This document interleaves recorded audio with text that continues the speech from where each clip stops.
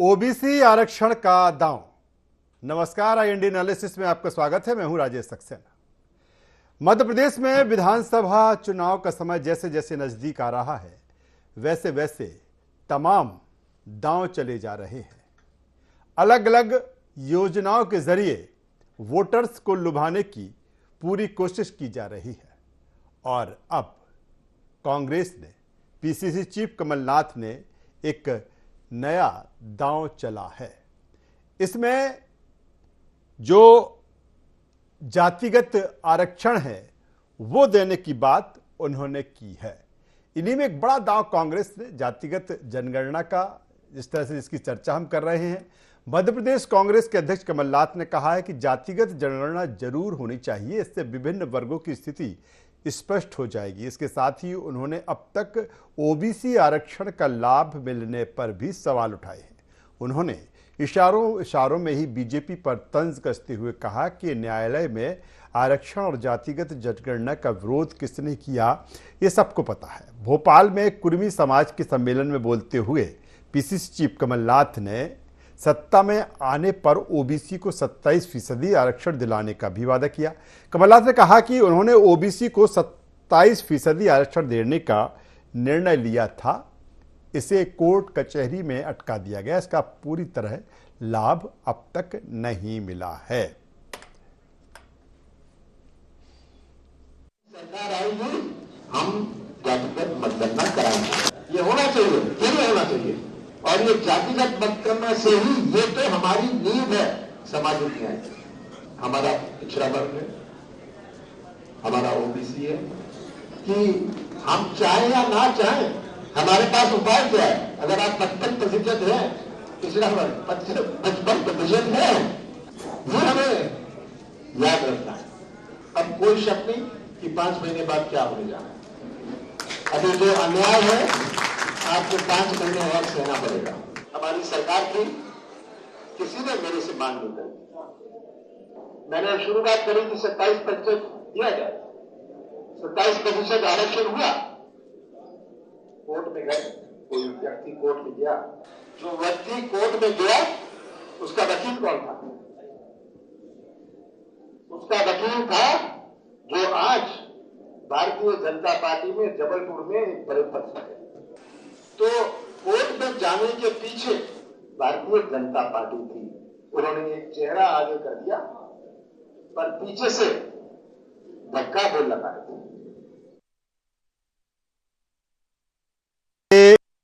आरक्षण का जिस तरह से पीसीसी चीफ कमलनाथ कह रहे थे कि हमने ओबीसी वर्ग को 27% आरक्षण दिलाने का वादा किया था, लेकिन उसको कोर्ट कचहरी में अटका दिया गया है।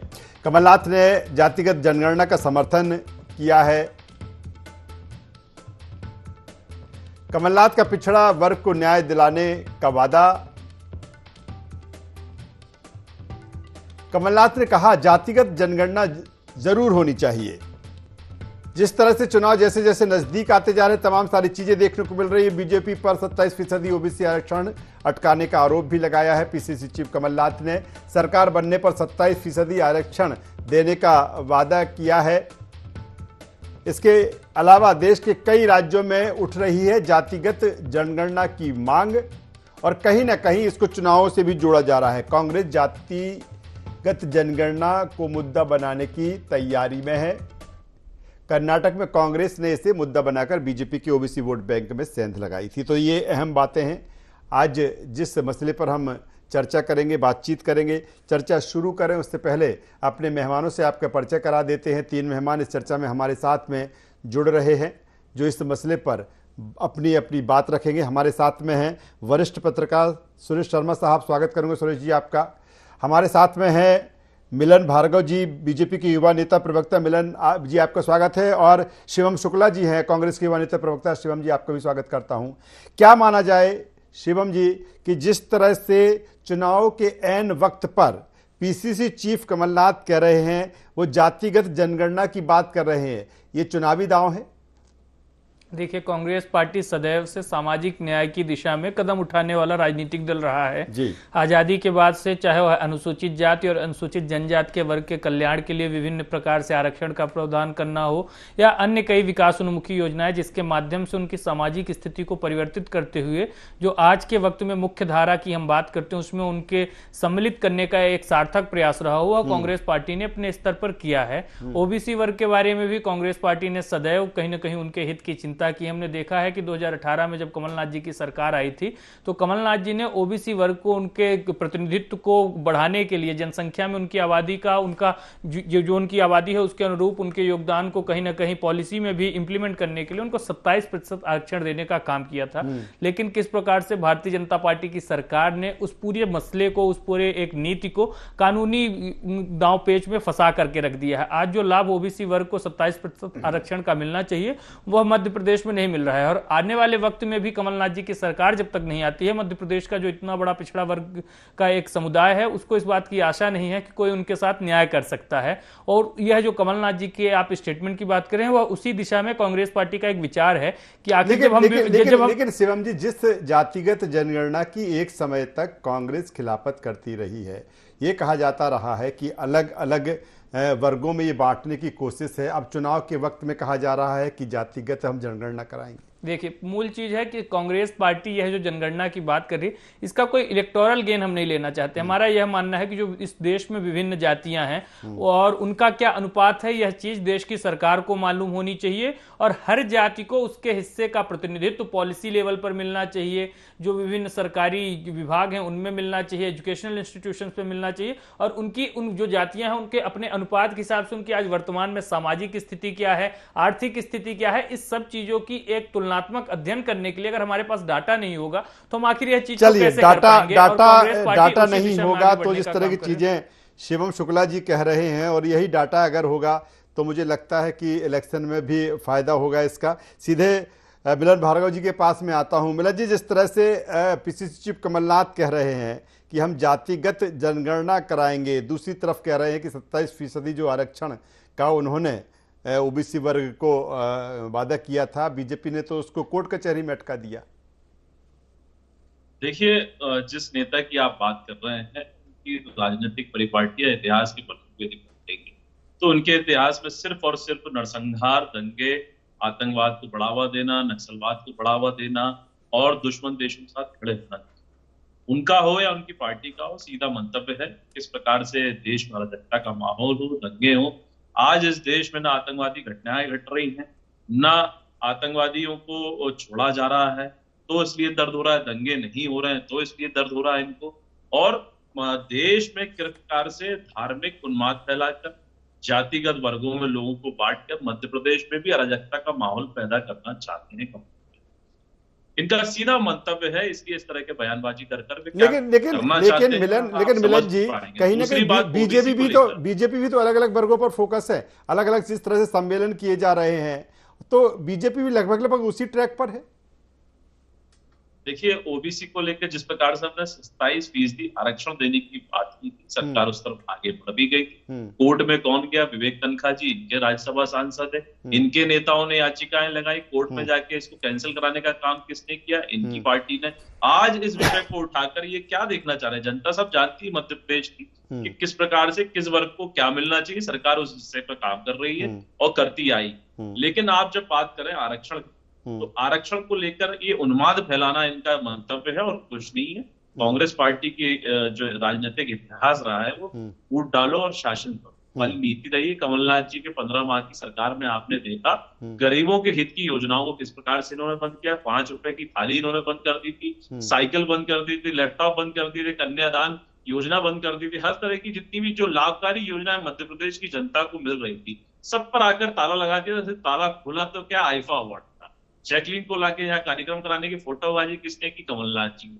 आज जब आरक्षण की बात करके ये उन्माद फैलाने की दिशा में आगे बढ़ रहे हैं, इसके पीछे इनका मंतव्य और गंतव्य साफ है।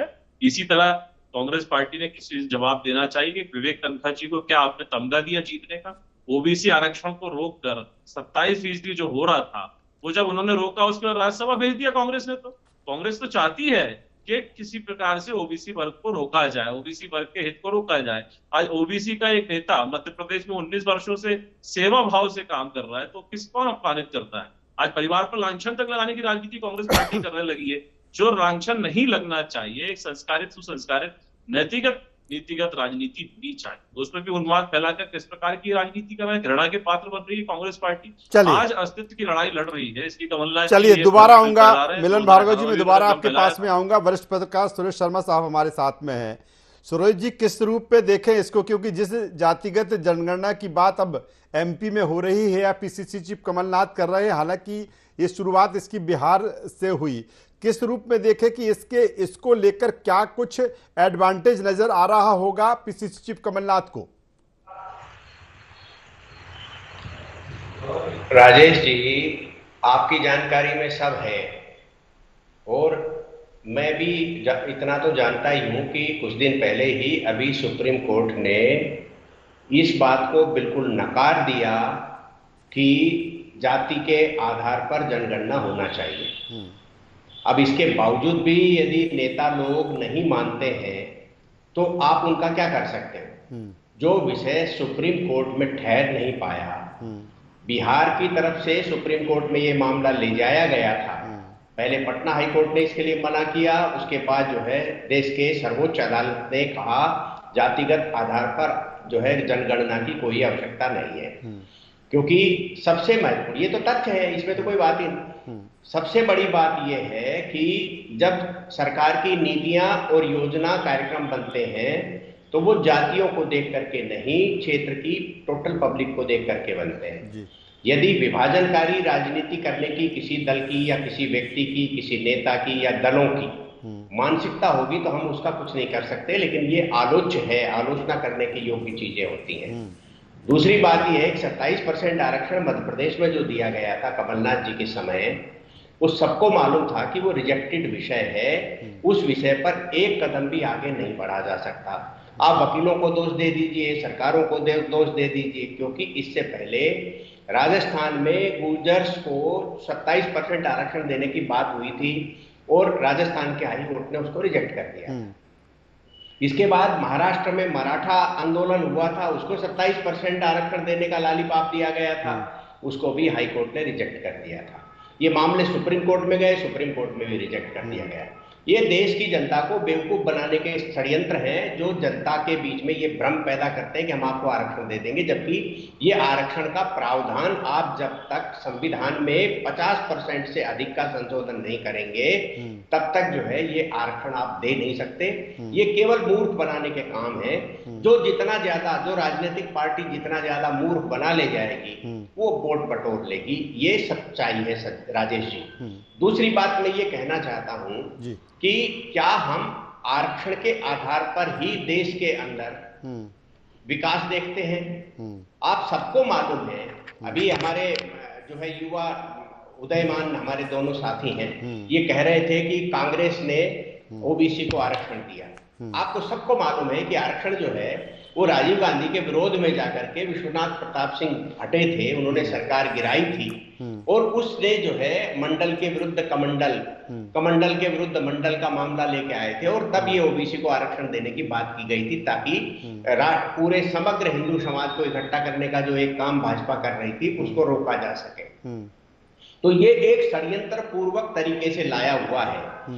भारत का संविधान ये कहता है कि आरक्षण जो है वो मात्र 10 वर्ष के लिए दिया गया था और आरक्षण में ये कहा गया था कि क्योंकि ये समुदाय जो दलित समुदाय और आदिवासी समुदाय है, इस समुदाय को हम उभारना चाहते हैं। लेकिन मेरा जैसे व्यक्ति का, हो सकता है बाकी और मित्रों का भी ये मानना हो जाए कि इस आरक्षण से समाज पंगु हुआ है, समाज अनपढ़ हुआ है, समाज में योग्यता की कमी आई है। कारण एक ब्राह्मण का बच्चा या जिसको तथाकथित रूप से उच्च जातियां कहते हैं, उनका बच्चा जितने नंबर लेकर के पास होता है, आरक्षण वाला आधे से भी कम नंबर लेकर के पास होता है, तो ज्ञान तो हो ही नहीं सकता। मूर्खों की जमात देश में आरक्षण के नाम पर खड़ी की गई है और उसका प्रभाव ये हो गया कि हमारे देश में अच्छी तरीके से काम करने वाले लोग नहीं बन पा रहे। नौकरियां रहते हुए अयोग्य लोगों का ढेर इकट्ठा कर दिया आरक्षण के नाम पर। तो ये जो परिस्थितियां हैं, इसके परिस्थिति में मैं दोनों युवाओं की तरफ देख करके ये टिप्पणी कर रहा हूं। अरे दलीय व्यवस्थाओं से ऊपर उठ करके इस देश के बारे में आप दोनों विचार करिए कि क्या आरक्षण से कोई व्यक्ति योग्य बनता है? यदि आपको उसे आरक्षण देना है तो उल्टा आरक्षण दीजिए। मैं हमेशा ये टिप्पणी करता हूं कि उसको 4-4 टीचर लगाइए, उसको बौद्धिक नंबर ज्यादा दीजिए, जो उच्च समाज तथा कथित रूप से बनाया हुआ है। तो फिर सर जो चीजें हो रही है सर, उसको कम नंबर का सर तो सारी जो चीजें हो रही हैं, आदिवासी को ज्यादा नंबर देने की बात, तो सर सारी जो चीजें हो रही सिर्फ चुनावी शगुफा हो गया फिर तो ये केवल बदमाशी है, कोई चुनावी शगुफा नहीं, केवल बदमाशी है, झूठ का पुलंदा है, जनता को करने वाले। चलिए युवा नेता शिवम शुक्ला हमारे साथ में है। शिवम जिस तरह से, जी ठीक है, सुरेश जी आता हूँ। शिवम शुक्ला जी हमारे साथ में। शिवम, जिस तरह से सुरेश जी भी कह रहा हो, जो चीज़ें हम देख भी रहे हैं, आप भी वो देख रहे होंगे कि सब जो चीज़ें, कई चीज़ें सब जुडिशियल हैं, फिर भी हम कहते हैं कि हम आएंगे तो हम 27% आरक्षण दे देंगे, हम जातिगत जनगणना का वादा कर देते हैं। कैसे ये सारी चीज़ें होंगी? सिर्फ इसको हम चुनावी दाव मान लें? देखिए, एक बात आप समझ लीजिए, इस देश में पॉलिसी बनाना, किस प्रकार से देश की जो विभिन्न व्यवस्था है उसको संचालित करना है, यह काम हमारी देश की संसद का है और विभिन्न जो प्रदेश हैं वहां के विधानमंडल दल के पास होता है। तो इस चीज के लिए तो कहीं ना कहीं हमें हमारा संविधान, जो लोकतांत्रिक रूप से चुने हुए जनप्रतिनिधि हैं, उनको इस बात की शक्ति देता है कि वह जो उस वक्त की डिमांड हो उसके अनुरूप पॉलिसी बना सकें और उसको इम्प्लीमेंट कर सकें। अगर आज वर्तमान की सरकार को लगता है कि आज जातिगत आरक्षण होना चाहिए, जातिगत जनगणना होनी चाहिए, तो उस पर किसी प्रकार से कोई भी ऐसी संस्था नहीं है जो रोक लगा सके, क्योंकि सरकार का अंतोगत्वा लक्ष्य जो है वह समाज का कल्याण है, विभिन्न वर्गों का कल्याण है और इस देश में रहने वाली सभी जातियों को उनके हिस्से का बराबर प्रतिनिधित्व मिल सके, इस बात की चिंता करना है। कमलनाथ जी और मध्य प्रदेश कांग्रेस कमेटी समेत पूरे राष्ट्रीय कांग्रेस का भी यही मानना है कि जो इस देश में विभिन्न जातियां आज भी इस 75 वर्षों के बाद इतने बड़े, जो एक हमारा देश कहीं ना कहीं आगे आया है, एक हमने प्रगति को हासिल किया, लेकिन उसके बावजूद भी कई जातियां आज सामाजिक एवं आर्थिक रूप से पीछे रह गई हैं। तो आखिर किस रूप से उनकी समीक्षा की जाए और उनको किस रूप में हम आगे लाएंगे? आरक्षण की बात हो रही है, पीसी चीफ कमलनाथ कह रहे हैं कि कोर्ट कचहरी में वर्तमान सरकार ने उसको फंसा दिया। देखिए, वर्तमान सरकार ने स्पष्ट तौर पर कोर्ट के सामने अपना पक्ष मजबूती से नहीं रखा। कई बार हमने देखा कि जो मध्य प्रदेश सरकार के एडवोकेट जनरल हैं उस प्रकार से उन्होंने तय समय पर कोर्ट में उपस्थित नहीं हुए, कई बार मामले को जानबूझ करके लटकाया गया। और इस सब से हुआ क्या? आरक्षण ओबीसी वर्ग को नहीं मिला और साथ ही साथ अन्य वर्गों के, सामान्य वर्ग के भी जो छात्र हैं जिन्होंने अपनी परीक्षाएं दे रखी हैं, इस पूरे आरक्षण पर स्थिति स्पष्ट न होने के कारण उनके परीक्षा परिणाम अटक गए। आज कई वर्षों से छात्र कहीं ना कहीं अपने परीक्षा के रिजल्ट के इंतजार में हैं, उनको आने वाले भविष्य के लिए कोई उम्मीद की किरण कमलनाथ जी के सिवा नजर नहीं आ रही है। चाहे ओबीसी वर्ग हो या इस प्रदेश के बृहत्तर जो एक छात्र शक्ति है, आज वह कहीं ना कहीं कमलनाथ जी को आशा भरी निगाहों से देखती है कि 2023 में जब यह सरकार, भाजपा सरकार की एक तानाशाही सरकार मध्य प्रदेश की सत्ता से निर्वासित होगी और कमलनाथ जी के सरकार में आने के बाद ही जब ओबीसी आरक्षण अपने मूल रूप में 27% के साथ लागू हो जाएगा तो अन्य वर्गों को भी इसका फायदा पहुंचेगा। स्वाभाविक रूप से कोर्ट तय करेगा ना शिवम। देखिए, कोर्ट तय करेगा और कोर्ट में हम अपना पक्ष मजबूती से रखेंगे, कोर्ट में जाकर के लड़ाई लड़ेंगे। और यह कोई ऐसा विषय नहीं है कि जिसपे कोर्ट, कहीं ना कहीं कोर्ट का भी मूल उद्देश्य यही है कि जन कल्याणकारी जो भी चीजें हैं उनको कहीं से वंचित न किया जाए। लेकिन जब सरकार का कहीं ना कहीं यह चीज को लेकर के विचार ही नहीं रहेगा, वह इस प्रकार से प्रयास ही नहीं करेंगे, तो कोर्ट भी जो है दलीलों पर चलती है, दस्तावेजों पर चलती है, तथ्यों पर चलती है। अगर सरकार वहां अपना पक्ष मजबूती के साथ नहीं रखेगी तो जाहिर सी बात है जो विपरीत पक्ष है वह कोर्ट में हावी रहेगा और उसके अनुरूप परिणाम आएंगे या तो पूरी प्रक्रिया ही जो है वो लटक के रह जाएगी। चलिए मिलन भार्गव जी के पास में आ जाता हूं। मिलन भार्गव जी, जवाब दे दीजिए शिवम शुक्ला जो कह रहे हैं। देखिए, न्यायपालिका की बार बार बात हो रही, लेकिन न्यायपालिका में कांग्रेस के नेता जो विवेक तनखा जी है उसका उत्तर हमारे साथी नहीं दे पा रहे हैं। लेकिन जिस प्रकार की राजनीति कांग्रेस पार्टी देश में कराती आई है, रोहिंग्याओं जैसे और बांग्लादेशियों को लाकर देश में जनसंख्या का नियंत्रण बिगाड़ने का काम कांग्रेस पार्टी ने किया। जब भी इस दिशा में आगे सरकारें काम करती है तो विरोध कांग्रेस पार्टी करती है। देखिए, संविधान का अतिक्रमण करना कांग्रेस पार्टी का अधिकार नहीं। संविधान तय करने का संसद को अधिकार है, संविधान में संशोधन करने का अधिकार संसद को है। संसद में जब प्रस्ताव जाएगा, उस पर संशोधन होगा, उसके बाद जनगणना आयोग उस पर काम करेगा। देखिए, जनगणना आयोग स्वतंत्र संस्था है, किस प्रकार से जनगणना होनी चाहिए उनका अधिकार है। क्या इस संवैधानिक संस्था पर भी कमलनाथ जी अतिक्रमण करना चाहते हैं? देश की सर्वोच्च संस्थाओं पर तो ये अविश्वास जता चुके हैं। जब इनके नेता 400 साबित हो जाते हैं, राहुल गांधी हो या सोनिया गांधी, जमानत पर चलने वाले नेताओं को आज संवैधानिक संस्थाओं पर भी सवाल खड़ा करना पड़ रहा है। तो ये चिंता का विषय है। देखिए, अराजकता का माहौल पैदा करने के लिए कमलनाथ जी को खबरदार हो जाना चाहिए। मध्य प्रदेश शांति का टापू है। मध्य प्रदेश में राजनीति होगी तो विकास की होगी। मध्य प्रदेश में राजनीति नहीं, लेकिन होगी, अब वो कह रहे हैं ना कि हमारी सरकार आती तो ओबीसी को 27% आरक्षण देंगे। बीजेपी सरकार ने रहते हुए इस पर कोई ध्यान नहीं दिया, ढंग से पैरवी नहीं की। पैरवी तो की, क्यों नहीं की? विवेक तनखा जी तो गए पैरवी करने इनकी तरफ से। इनसे पूछिए ना क्यों लड़ाई लड़ी इन्होंने। इनके तमाम नेता जाकर कोर्ट में दलीलें देते रहे, आरक्षण को रोका। शिवराज सरकार तो किस प्रकार से माननीय मुख्यमंत्री जी के नेतृत्व में आरक्षण दे रही थी, नौकरियों में दे रही थी। इसको रोकथाम करने के लिए किन नेताओं ने किया? विवेक तनखा जी को किस बात का तमगा दिया गया? राज्यसभा क्यों भेजा गया? इनसे पूछिए आप। विवेक तनखा जी अगर सही नहीं होते तो राज्यसभा नहीं भेजते। ये तो चाहते हैं कि किसी समाज का कल्याण ना हो, देश में अराजकता का माहौल पैदा रहे, दंगे हो, फूट डले, शासन हो, आतंकवादी घटनाएं हो। आज जितनी भी घटनाएं होती हैं या षड्यंत्र पूर्वक कमलनाथ जी जिस प्रकार का षड्यंत्र रचकर मध्य प्रदेश में अराजकता का माहौल पैदा करना चाह रहे हैं, आप इनके मंतव्य को समझिए, तभी इनके गंतव्य तक पहुंचेंगे कि मध्य प्रदेश में फूट डालो, शासन करो की नीति करना चाह रहे हैं। देश में जब एक वंचित समाज की महिला, आदिवासी समाज की महिला राष्ट्रपति का चुनाव लड़ती है तो विरोध कौन करता है? कांग्रेस पार्टी। आज महामहिम राष्ट्रपति जो बनी हुई है उनका विरोध किसने किया? कांग्रेस पार्टी ने। जब आदिवासी वर्ग, अनुसूचित वर्ग को कल्याण की बात आती है तो इसका विरोध कौन करता है? कांग्रेस पार्टी। क्यों करती है? आखिर ये चाहती नहीं है, ये चाहती है कि ये समाज वंचित ही रहे। चलिए आगे बढ़ता हूँ। बोलिए। सबसे पहली बात, इन्होंने बहुत सारे दावे किए, लेकिन मैं एक बात कहना चाहूंगा। विवेक तनखा जी ने माननीय मुख्यमंत्री शिवराज सिंह चौहान, भारतीय जनता पार्टी के प्रदेश अध्यक्ष वीडी शर्मा और जो इस प्रदेश के कहीं ना कहीं अर्बन डेवलपमेंट मिनिस्टर हैं भूपेंद्र सिंह के खिलाफ 10 करोड़ रुपए का मानहानि का मुकदमा दायर किया है और कहीं ना कहीं यह मामला सब जुडिस है। और वही आरोप एक बार मिलन भार्गव जी पुनः से दोहराने का काम करते हैं। कांग्रेस पार्टी जो मध्य प्रदेश की सरकार ओबीसी को घटा हुआ आरक्षण दे रही थी, उसके विपरीत कोर्ट में जाकर के 27% आरक्षण की लड़ाई लड़ी। दूसरी बात इन्होंने महामहिम राष्ट्रपति महोदय के बारे में कही, अपनी तुच्छ राजनीतिक महत्वाकांक्षाओं के लिए या चुनावों के फायदे के लिए महामहिम राष्ट्रपति जी को इस प्रकार से सियासी बखेड़े में लाना अपने आप उनके पत्नी गरिमा के अंदर। और सुरेश शर्मा साहब के पास एक आखिरी बात बोल दूं, कांग्रेस पार्टी का राष्ट्रीय अध्यक्ष आज एक कहीं ना कहीं दलित समुदाय से आते हैं, उनके बारे में रबर सुरेश शर्मा साहब के पास में आऊंगा। चलिए इससे थोड़ा अलग थोड़ा अलग हटके सुरेश शर्मा साहब से छोटा सा कमेंट ले लेता हूं। सुरेश शर्मा साहब, क्या माना जाए, क्योंकि जिस जातिगत जनगणना की बात की जा रही है, कहीं ना कहीं इसके जरिए जो तमाम सारी पार्टियां धीरे धीरे हाशिए पे जा रही हैं, वो एक साथ इकट्ठा होने की कोशिश कर रही हैं। नहीं, मैंने पहले ही बता दिया, जातिगत जनगणना को सुप्रीम कोर्ट अस्वीकार कर चुका है, इसलिए अब ये कोई मुद्दा ही नहीं है। ये केवल भ्रम पैदा करने का एक तरीका है और इस भ्रम का कोई मतलब नहीं है।